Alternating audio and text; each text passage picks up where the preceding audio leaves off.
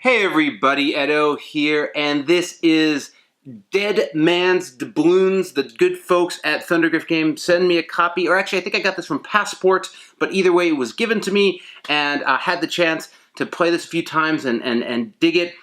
And first and foremost, the components and art quality in this is AAA. I mean, as you'd expect from ThunderGryph, but I mean, these chibi meeples with the full color art are pretty amazing, as are the regular ships and the ghost ships. The character art is outstanding. This is Pollyanna, but there's, you know, Coleco Jack, and just the quality of all this is great, and even just the art on the game cards is awesome as well. So just AAA execution on the art side. Though an interesting juxtaposition between, like, super cool art and cute art with the chibi characters, and, like, it's got a couple interesting things going for it, but it's all gorgeous. You can't get away from how gorgeous these are. And these ships work really well. They all have little segments in the sections in the insert that can be a little bit hard to get them in and out of because of the sails, but the ghost ships are see-through, like, very cool. You won't be using both your ghost ship and your regular ship at the same time. You effectively swap them out. So what's going on in this game? So there's actually, in some ways, this game is a level up, or 6 level ups from one of my favorite games of all time, Walk the Plank, which is a 3-card programming game where you're pushing pirates on and off of planks. If you haven't played this game, I love it. Great filler. Check it out. The same sort of thing where every players, you have a hand, you're dealt a number 5. It depends. You have different characters of different hand sizes, but you have a number of these cards. And essentially you're going to play 3 face down in front of you, and then everyone's going to go around revealing 1, 2, then 3, right? And so they do a couple things. One, you're playing both on the map and around the map at the same time with the ships. And so the top area every time gives you ship actions. Whether you're turning your ship around, there's 4 quadrants, this water, this water, this water, and that water. You either turn your ship around or move it forward. And if it's black arrow, you have to do it. If it's a sort of dotted line white arrow, you don't. So your ships are moving around, and then you have, you pick one of the 2 actions in the card. So you'll get 3 total actions, not including ship movements, and they're things like, fire at a unit. If they're ship ones where you're firing forward to the next quadrant, or firing sideways into your own quadrant, like out of the stern, or whatever, the barrage out of the side. It's not the stern, but you can also use your crew to, what is it called? Go onto and board another ship. What's the word? What am I looking for here? Board is the word. Board another ship, and then you can steal things from based on the card. You can steal gems or coins or all sorts of things. So that's sort of ship combat. Otherwise, you got your people on the land, and on the land there are gold coins that you can collect, and basically everything at the end of the game is victory points. Gold coins. And you're pillaging, and the player with the most pillaged coins will get the most coins, or you're working towards the volcano at the top of the mountain. As you get to a spot, there's this sort of weird map system you're using to move around, where, like, if you have your treasure map and you get enough parts, you can move, but if other people have parts of your treasure map, they move too. Like, it works. It's just a little weird. When you do, you get to a location, you look at it, and the blue ones usually give you something good. Yellow's in the middle, and red's usually bad.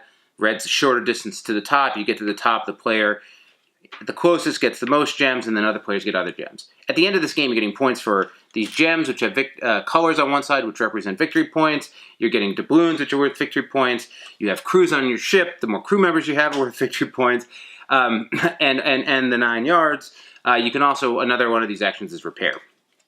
So you're doing all that stuff. Ships are fighting. When ships fight, they can steal stuff from each other. But if a ship is destroyed, that player that destroyed that ship gets victory points, and the other player becomes a ghost ship. Ghost ships have different movement and restrictions and abilities, but they do get the ability to attack, use the Voodoo Attack. So in addition to firing on somebody, you also can roll a die, which can steal a doubloon or kill a crew member. But if it's not a ghost ship, it doesn't get the Voodoo Attack. And when you're a ghost ship, you're trying to get 5 doubloons to come back to life, because if you end the game as a ghost ship, you get massive negative points. So you don't actually, you can leverage being a ghost ship, but you don't want. To do that, one of the really awesome things about this game is the ship play is totally present while you're doing the map play. And like you sort of have to be paying attention to both, and it works, and you're running around moving. It's way more cutthroat with fewer players. This game's and more sort of always have a target, always moving around with more players. I think this is a better game with more players, but it's also got some interesting dynamic with fewer players. And then it has this interesting end game, like where you finish and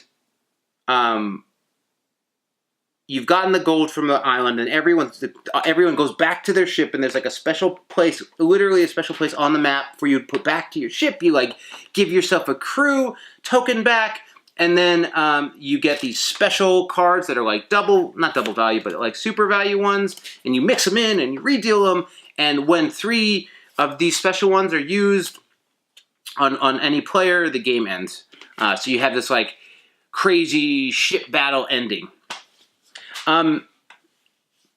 It works. It's clean.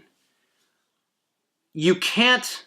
So like this is where the review is going to twist a little bit. So again, components are amazing.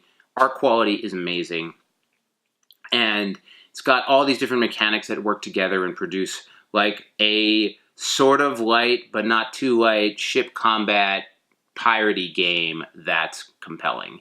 And and programming works well, and there are lots of options, tons of options. Having said all of that, sometimes you have to wonder if it's too much.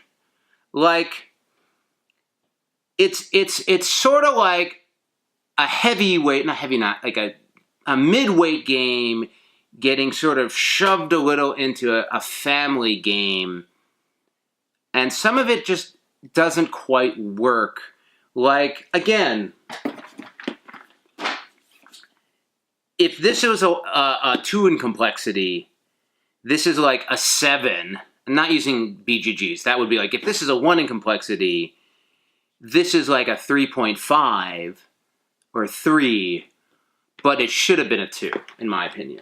Like, there's just so many, like even just, you open the box, you punch everything out, and then you open the rules, and your rules are like, hey, half of those components we gave you, you don't need. Not half, but those are for variant modes and other ways of playing, so go sort through and find them and pull them out. It's an odd focus. It's sort of like when you open this insert, when you, it's just emblematic or indicative of it. You open the insert, and I missed the black token. It has all these great spots for the different ships, and you can put them in and protects them, and you're like, that's awesome, that's great. But then everything else just gets chucked into the bins. And so the ships are easy to sort. Like, these I just hand out to hey, here's your yellow. This is a pain. It is a pain to do that. I would have much rathered, albeit it's possible that it wouldn't have been safe for the thing, so I'm recognizing that. But like, really nice containers for the coins and the tokens so that I could keep them separated easily and not have to deal with it trying to set up the game, then the reverse. And like, you have this chibi look on the characters and the simple play here, and then the pirate ships are just doing so much damage, and like, you're pulled in both directions, and like, on one hand that's good, but on the other hand it's sort of like, this seems like a game that it's asking me to think a lot. Whole system about being a ghost ship, coming back, negative points, you know, your crews, and as you lose crews, you lose, you know, your ship's special abilities and cards, and like, that's a lot.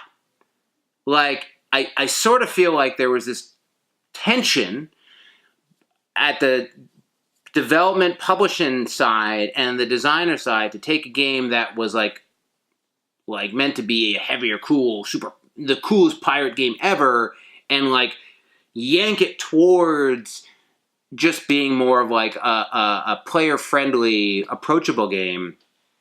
And like, I think that was a good direction to go, and it should have been yanked a little further.